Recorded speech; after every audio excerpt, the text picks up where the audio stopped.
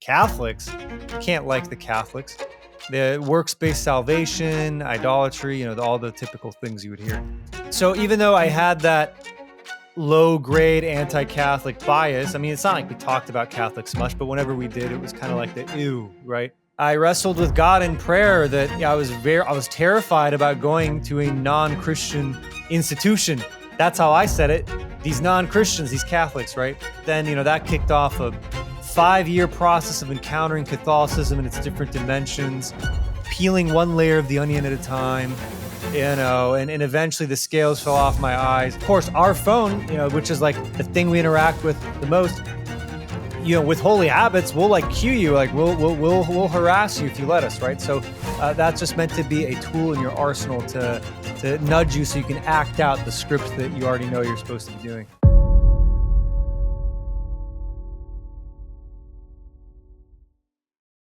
Peace and blessings. Welcome back to another episode of Purposely Catholic. Bobby. Yes. We love our technology, don't we? Too much, I think. Yes. A little too much. Now, what app do you find yourself most on? Ooh, with me, it'd probably be Instagram, unfortunately. Just the laughing in the background, we could all validate too much time on Instagram. Facebook is like died off. I think it's like you're a boomer, you're on Facebook. And TikTok, I feel kind of out of place there, even though I do dabble there. But I'm trying to limit my X time because that's where I get the most upset at. So I never get off of an X session feeling good about myself or the world.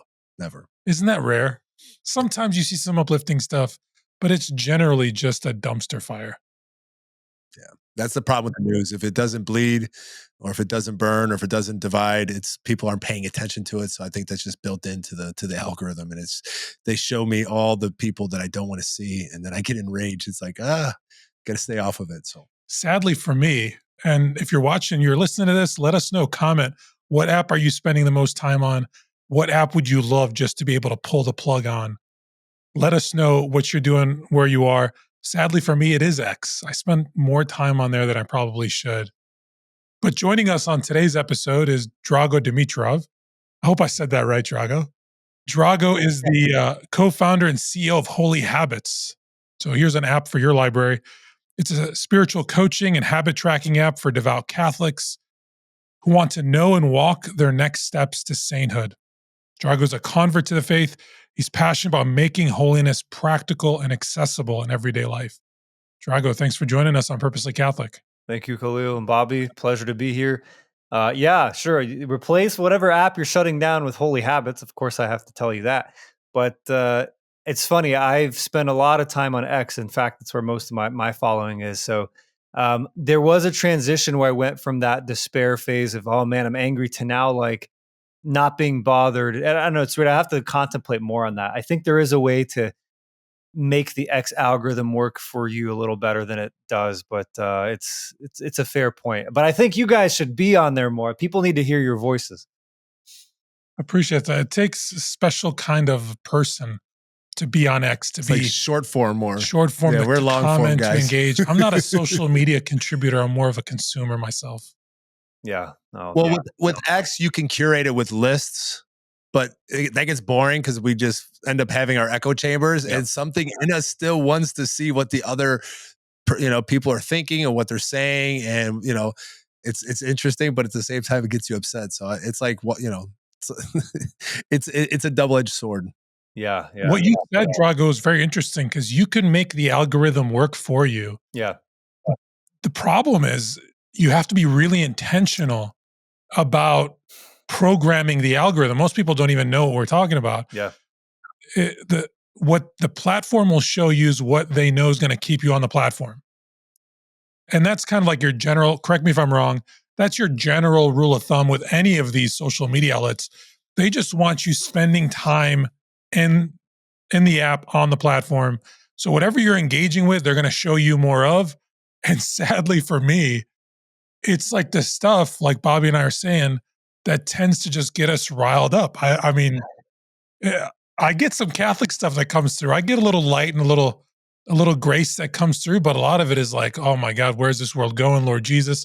Maybe I'm seeing it so I can offer up more prayers and penances. I don't know what, but yeah. Well, yeah. To your point, to disengage, the best thing is to swipe away quickly. So if you see something and you want to tell the algorithm, I don't want that, you do a quick swipe away. And, and I suppose there's a reminder of like the content creators there, the perennial content creators that you start seeing their names. Uh, well, I'll say we in some sense, right? We all have something a little wrong with us, and we're not necessarily representative of the average mind, right? There's definitely a game being played. So when you start taking these people less seriously and just realize they're running a game, it's kind of more like it's like an information battlefield, like we're not fighting a war with bullets per se, at least not us, obviously, Ukraine, Russia, whatever, right? But the spiritual war is made manifest in these arguments, in these rhetoric, framing. And you see when people are intentionally being deceptive, but you just accept that as those are the tactics of combat that other people will use. And it becomes less angering because you expect the enemy to do it. And so I feel like there's a certain, when you go in there with like a mission mindset of, uh, I hate the overused term of the Crusades. People want to be the Crusaders, put on their armor, and whatever fight, right? But um, I think it's just a different expectation setting compared to let me go on here and find the truth, which is a different mindset altogether. Not only find it, but cast it, right? Uh, be a voice for it, and we need more of that online. Yeah, So before we get a little too far, you mentioned being mission minded now. yeah. Tell us a little bit of your story, because you're a convert to Catholicism. So where did you start from, and where do you see yourself now in terms of your faith journey?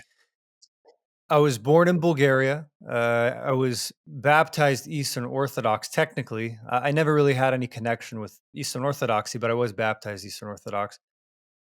Grew up in South Bend, Indiana, so not too far from you guys. And Irish. go go Irish. But you know what? I grew up in a Protestant K through 12th Christian school Baptist, so it was not a go Irish. I was not the Catholics. You can't like the Catholics. The works based salvation, idolatry, all the typical things you would hear.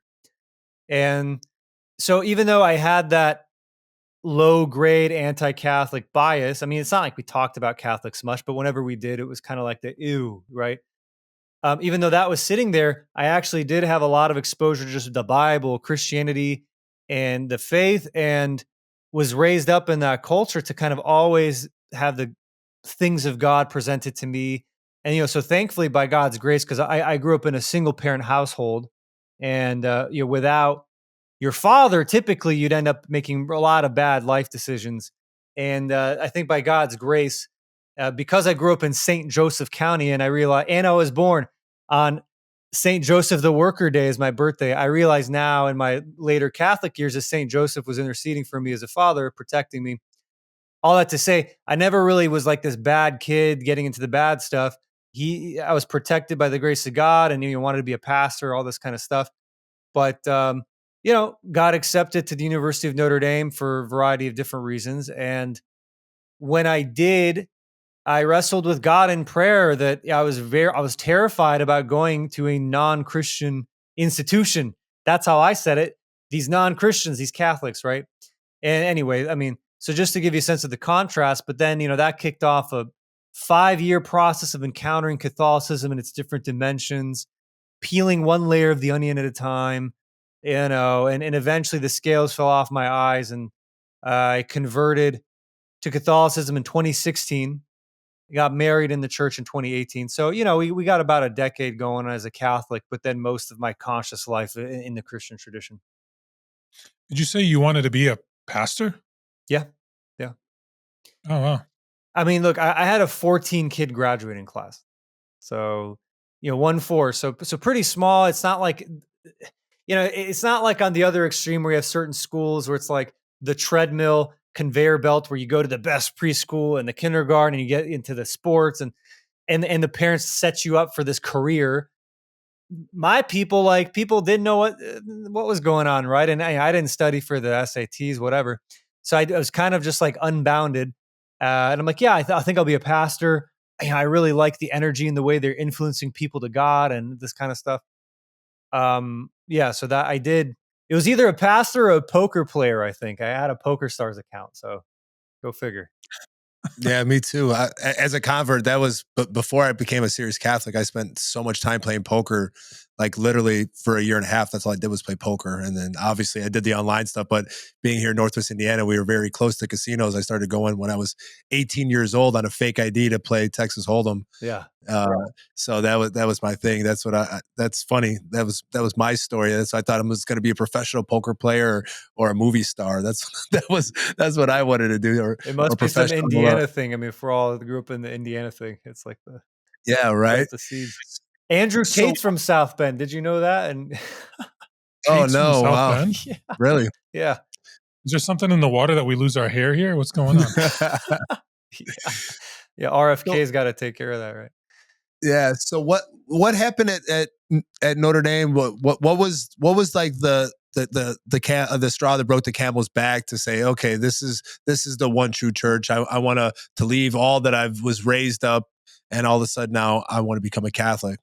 You know, I'd say it was the way I would describe the process is if I'm like 10 out of 10 certain of being a Protestant, I'm walking to like 9 out of 10, 8 out of 10. I'm slowly having more doubt. And I'm gradually respecting Catholicism as its own consistent, coherent system. But as a Protestant, then I'm looking at it, I'm like, okay, cool. I respect it, but it's not for me. I still think you guys are wrong, but I see why a reasonable person could be Catholic. So that's an important switch.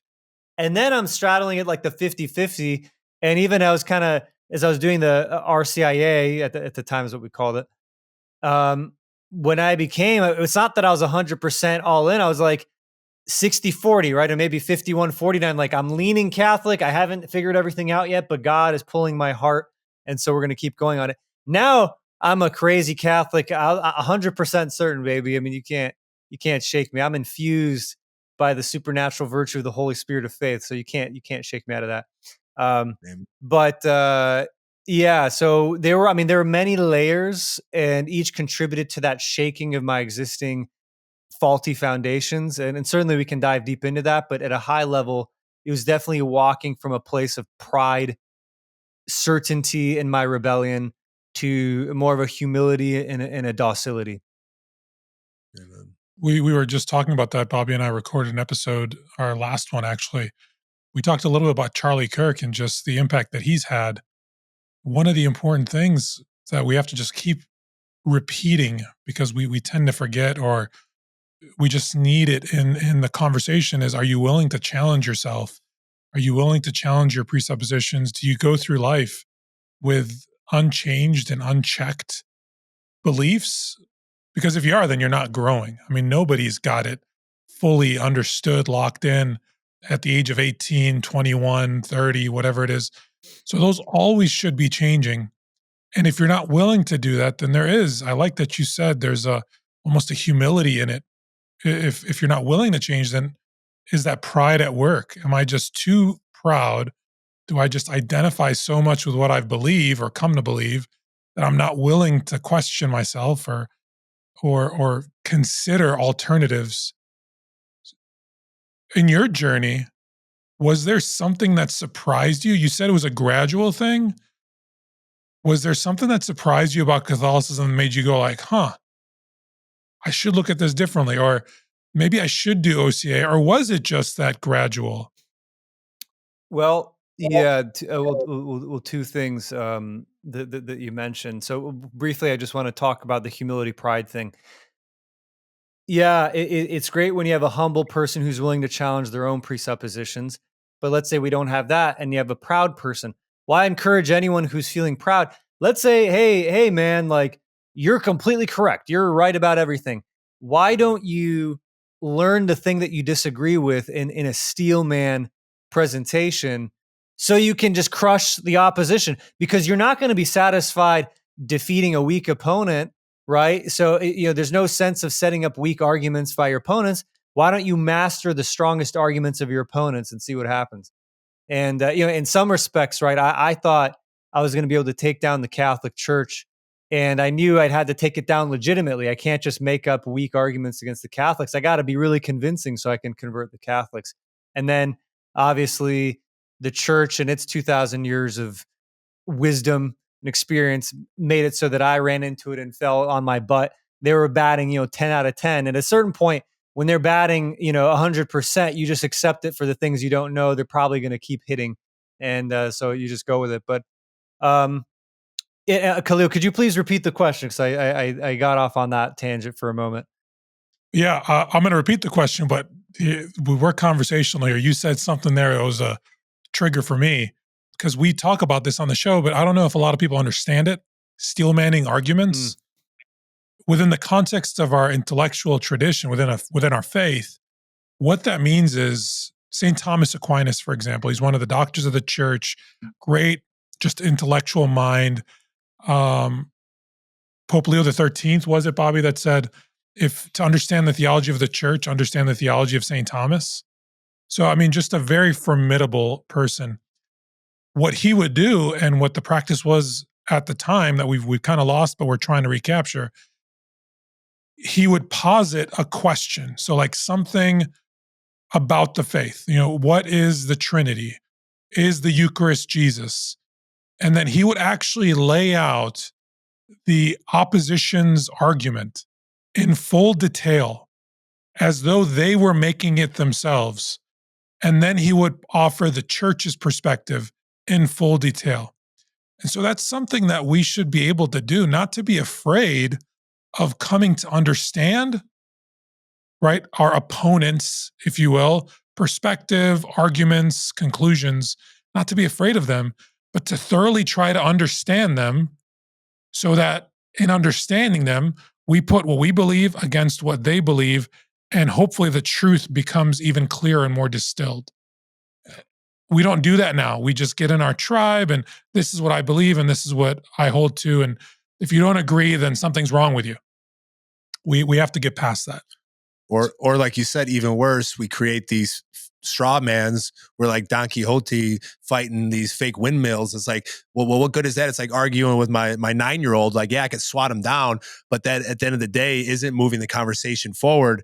And what I found is that what I'm always battling online are usually people who think they know what the Catholic Church is.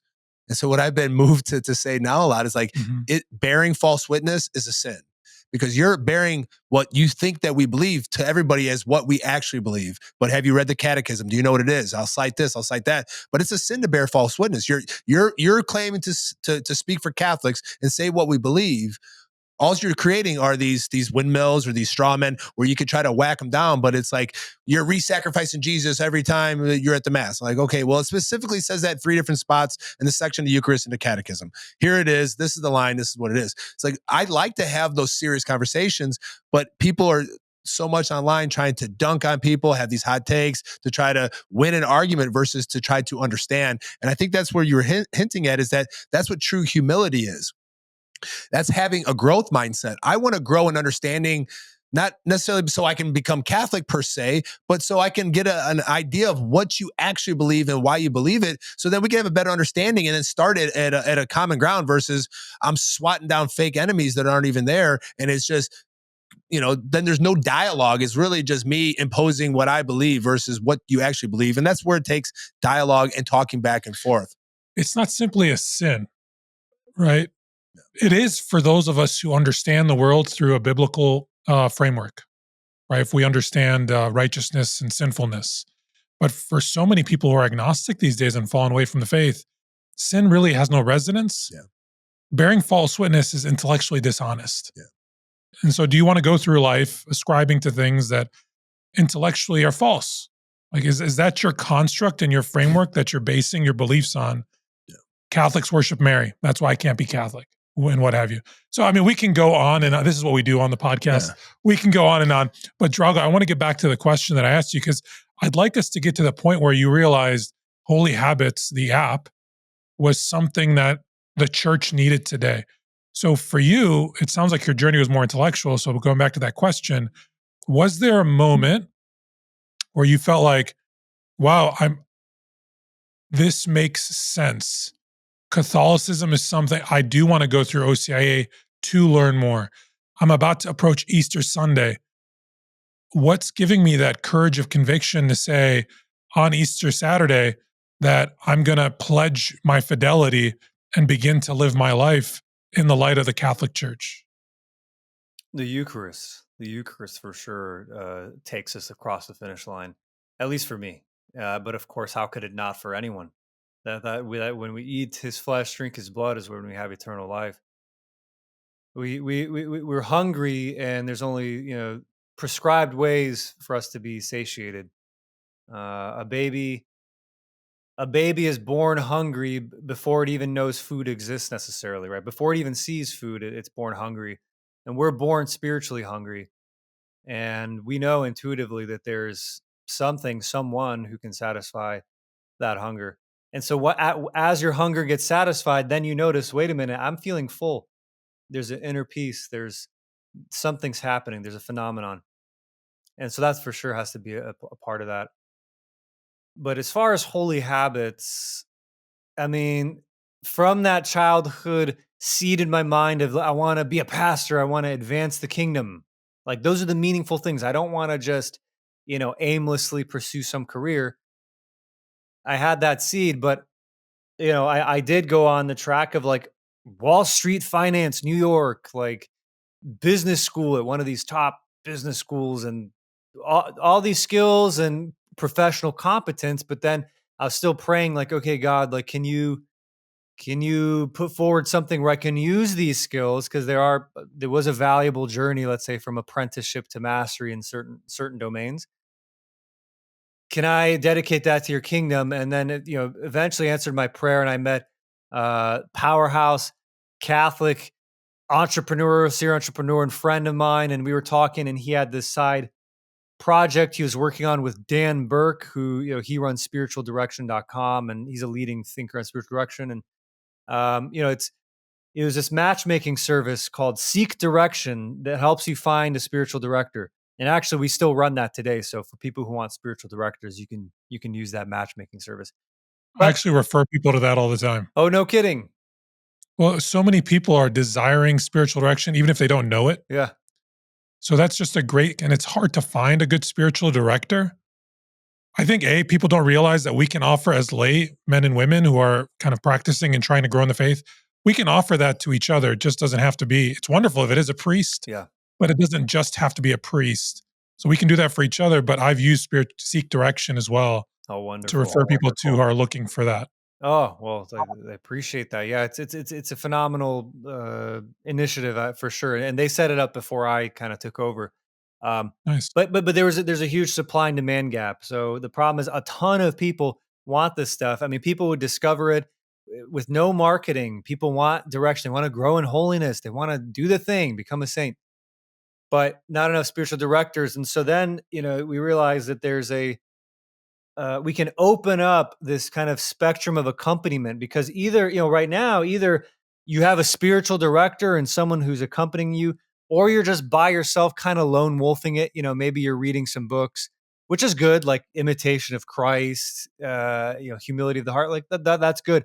But there are ways and tools that we can use to augment our will, subdue our thoughts, behavior. I mean, leveraging behavioral science and habits building practices and all that. We can use technology. We can use technology to orchestrate cues, triggers to kind of prompt us and keep nudging us back towards holiness. In a way that cooperates, of course, with the supernatural graces. But God expects us, even without the explicit. I mean, everything is by grace, but even without the more explicit manifestations of grace, He wants us to work, right, and kind of make progress in the path of sainthood. So, so we made the app, Holy Habits app. It's a sanctification platform. It's your spiritual journey on an app. You get in there and you do a spiritual growth assessment. It helps you uncover your root sin. I mean, I could explain what that is. And it'll prescribe to you exactly, like, based on your state in life, based on the things that are occupying your heart, what are the next habits I need to build? And it's not like these big heroic habits necessarily. It might be like 3-minute micro little things that I do so that I can start bending my will towards 100% love and bridging the gap between Drago and Saint Drago, because that's what we need to do. And so we are, I'll just say this, we are like you might have a Planet Fitness. Okay, we're not Planet Fitness. You might have a Planet Fitness for the people who are like, hey, I kind of want to work out, do this thing. Great. That's a good step. But when you're like serious, like, okay, I know I want to get this kind of shape. I want to be, I want to become an Olympian, man. Like, I need a regimen. I need my sets. I got to track the nutrients and the cycles, sleep cycles. I mean, all of it, right? This is the spiritual analog of that. So it's for the people who want to accelerate their path on the 3 stages of the spiritual life and become saints. I mean, that's our purpose in life. So it's for people who know that is the purpose of life, is to become a saint.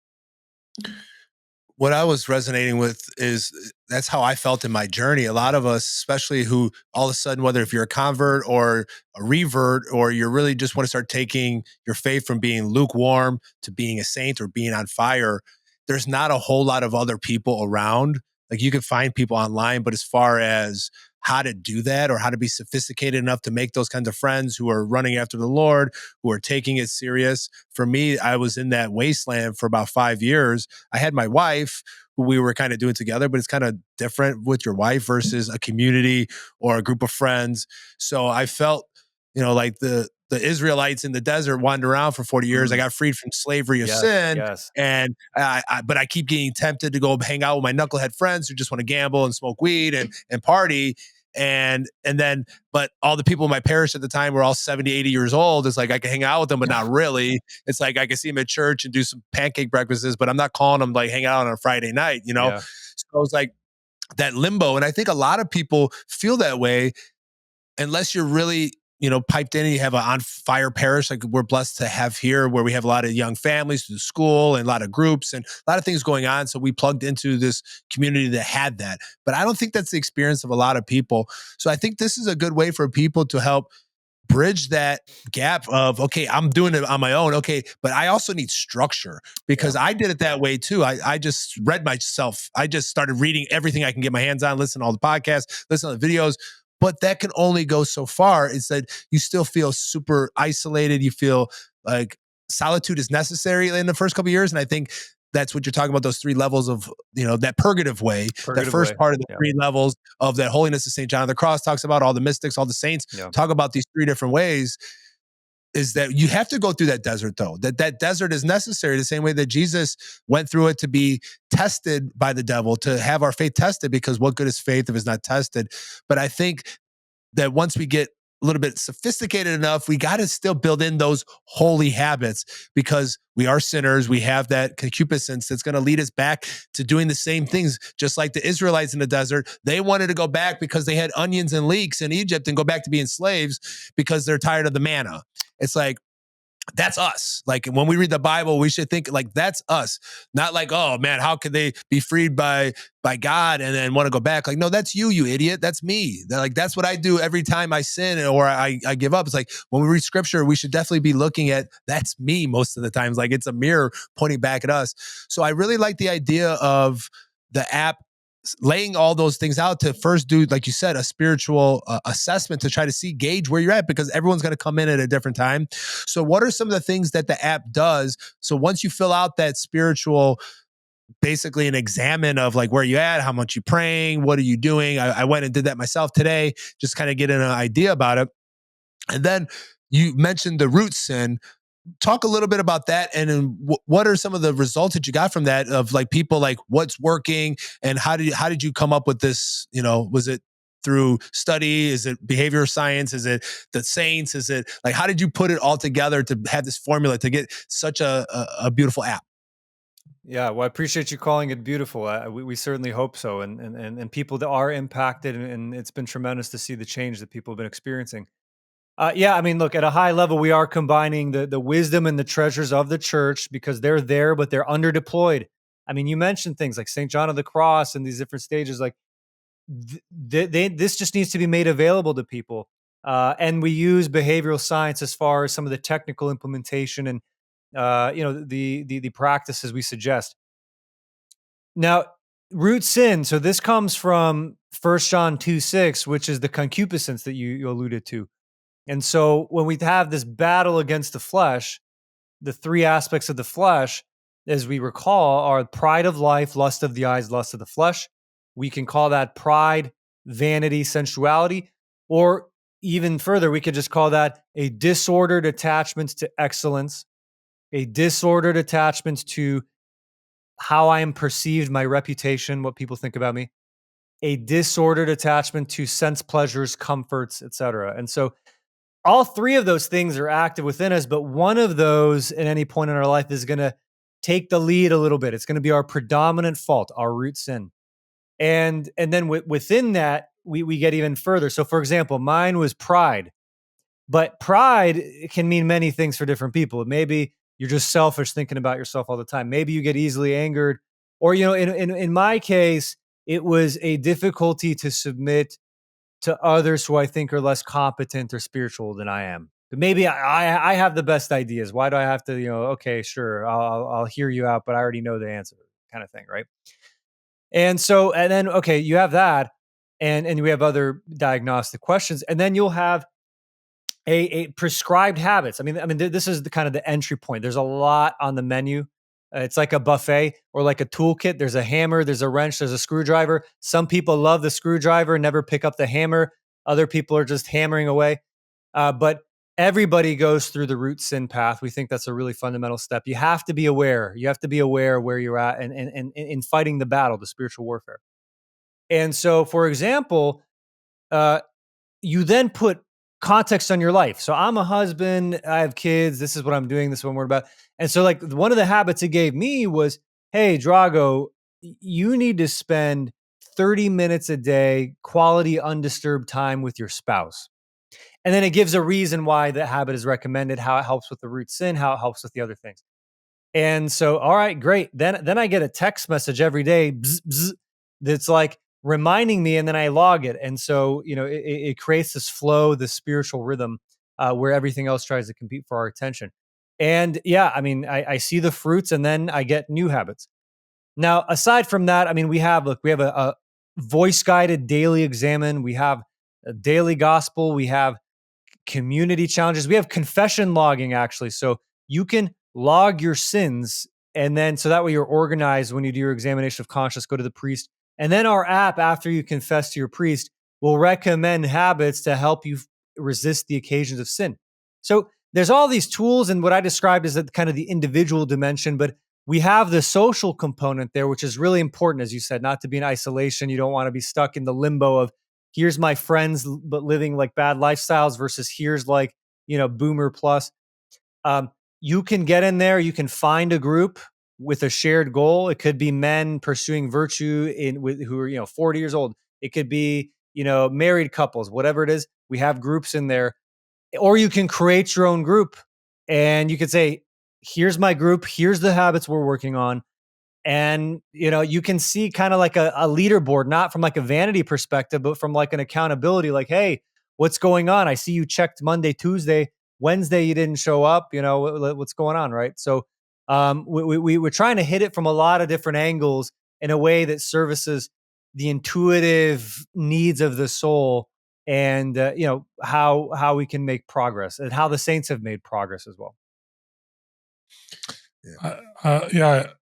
A lot of what you said I love, but when you got to the sin part, I'm like, what level of encryption do you have on this app? Because it better be like HIPAA level security. No, I know. Yeah, it is. That is the common question, right? Some people, this is like the thing with the hammer and the screwdriver. Some people love the feature, say this is the greatest thing. It helps a lot. Some people are like, whoa, I would never. I mean, I would say, first of all, it's enterprise grade security. The equivalent would be like your notes app on a phone. So like if you put a note in there, and maybe you can go super detailed in your notes, or maybe you keep it high level with like vague things, but at least you know what you mean when you said the thing that you wrote there. But it's encrypted. Like no one on our end can associate, Bob and John and Tim, no one, it's all scrambled, right? But, the final caveat I say is, even with the best security, what we can't guarantee is, North Korea, Iran, like, right? These people hack, credit card numbers get leaked, right? So in that sense, I suppose the most sophisticated hackers could theoretically, launch an attack. So if North Korea wanted to take out holy habits, maybe they could try a campaign. But what I say personally is that, like, I don't care. Like, I'll put put it on the front page for me, because if we're going to purgatory, but I can purify some things here today. I mean, what's the worst thing that can happen on earth? Like maybe I can make my life more pleasant in purgatory with whatever suffering I experience here on earth. So anyway, I don't know if that gives too much solace, but that is the mindset. Yeah, no, I couldn't help myself. I develop apps on the side as well. So when you said that, it just automatically was like, all right, I wonder what kind of system they're building on here. So that's a side note. That's the tech nerd. That's probably a little niche even for our audience. So Drago, like this app, I mean, I love the idea that you have here, that accountability is so important. Because, I mean, to get anywhere, if you're trying to pursue virtue, if I'm trying to be just a little bit better today than I was yesterday, so that tomorrow I can be a little bit better than I am today, if that's the kind of life I'm trying to live, wonderful. So to have a tool that can accompany me in the spiritual life to help me be accountable, and you guys have communities on top of that where friends can actually be doing this for each other through the tool, that's awesome. For people who are like when we started the show saying, hey, how many apps do you have? What apps do you spend your time on? I know I spend a good amount of time on the Hallow app. So for Catholics, it's like, well, I already have Hallow. Why do I need Holy Habits? Could you speak a little bit into that? I mean, sounds like they complement each other, but I'd love to hear from you. Yeah, and Hallow has some great guys, and kind of, in some respects, I allude to this in different ways.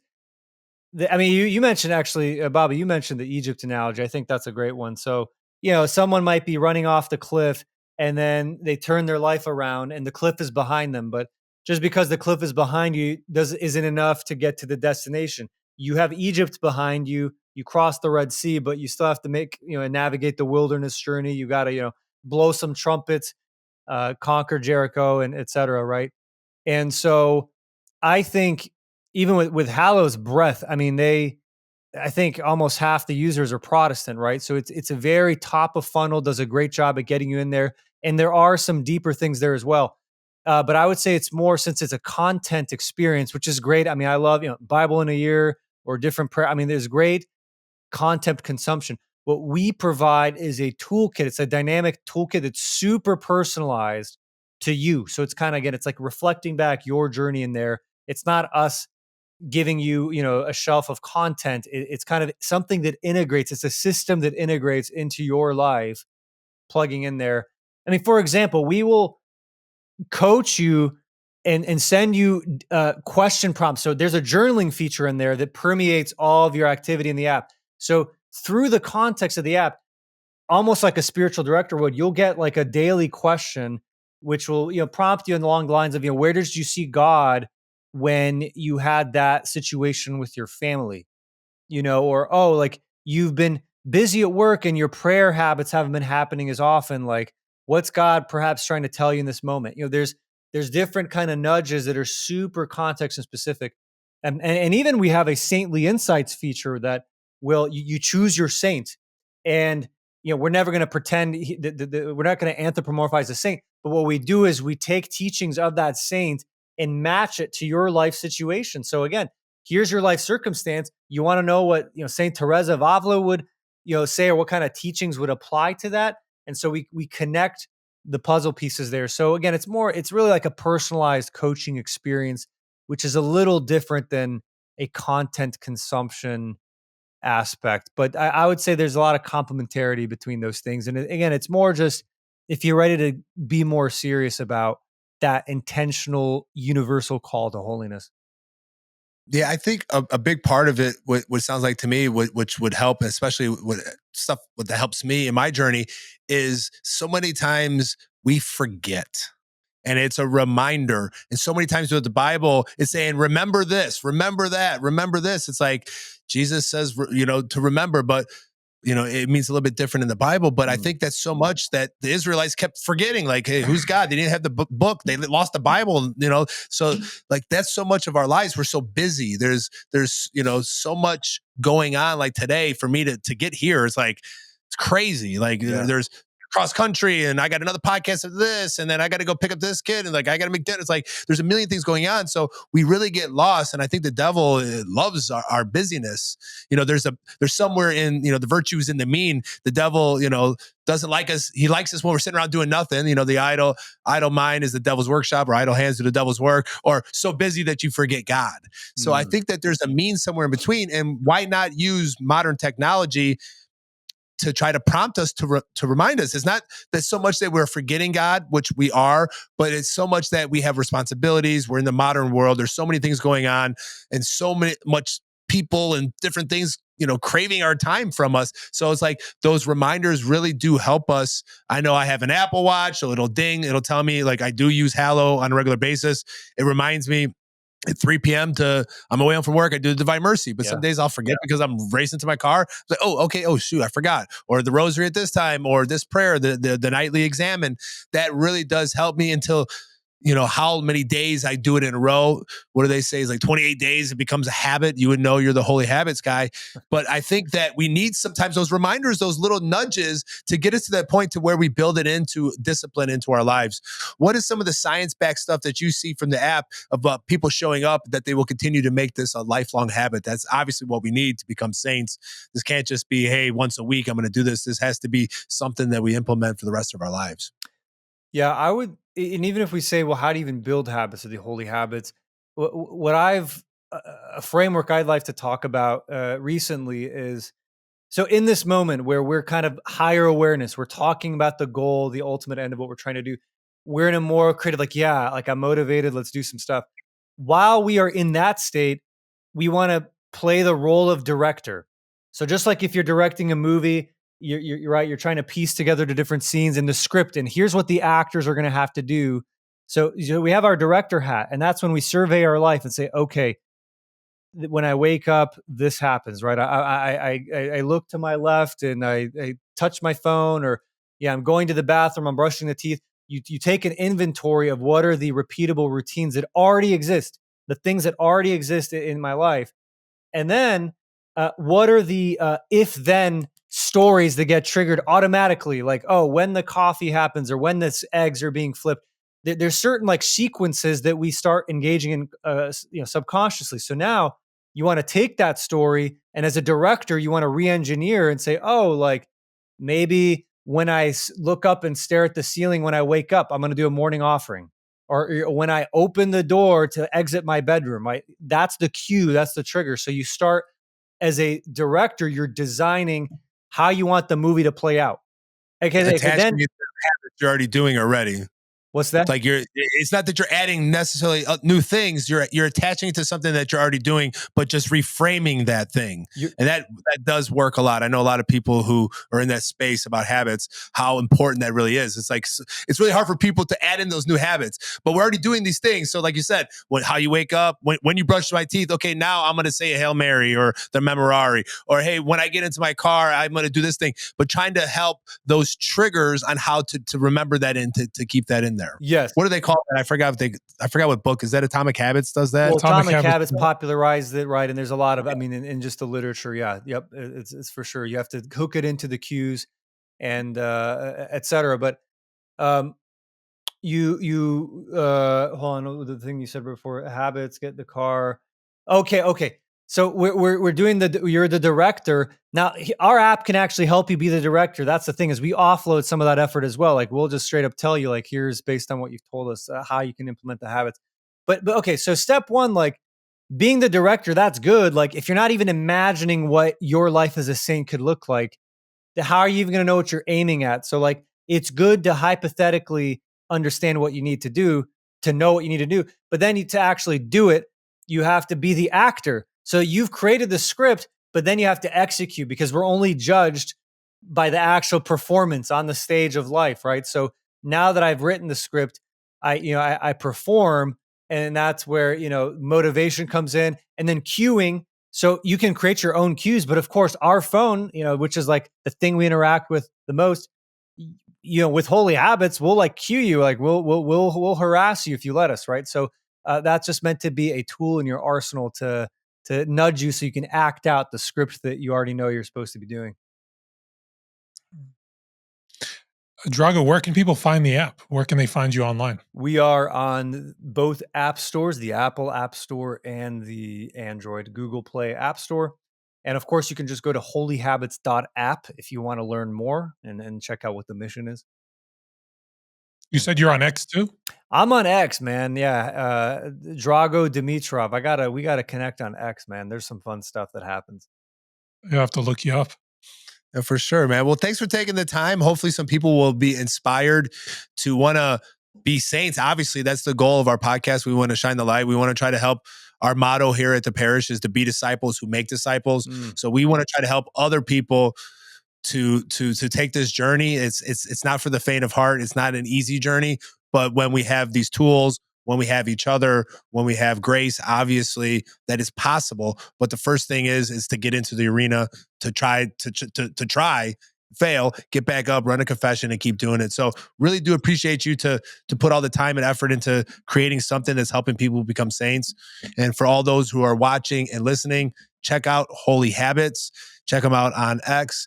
And if you're finding this content helpful, if it's adding some value to you, we would appreciate you hit that subscribe button, share this on all your social media platforms, because we are trying to share the light of Christ in a dark world. And this is a time for saints. We need to rise up and have more saints. So if this did help, go download Holy Habits. And if you know anybody who needs to develop some holy habits, send them this video. Hey, honey, I got a great app.